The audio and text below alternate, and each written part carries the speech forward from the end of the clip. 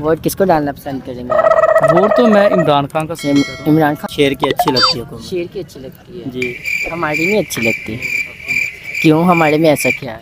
नहीं। अस्सलाम वालेकुम जान, कैसे हो? कहाँ से हो? लाहौर का रहने वाला लाहौर के रहने वाले हैं। लाहौर कौन सी जगह से? अवामी कॉलोनी से। अवामिया कॉलोनी।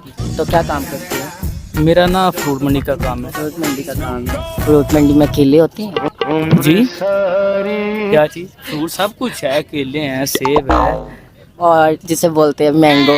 जी आम भी है उधर। आम भी होते हैं। ठीक हो गया। तो वोट किसको डालना पसंद करेंगे? सुनिए आप। जी वोट किसको डालना पसंद करेंगे आप? वोट तो मैं इमरान खान का सेम करूँ। इमरान खान के? जी जी। सही। तो आप किसके हो?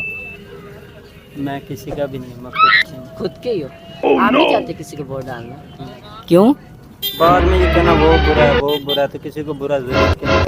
तो आप नहीं चाहते जैसे कि हमारी फील्ड है, हमारी फील्ड के साथ जैसे कि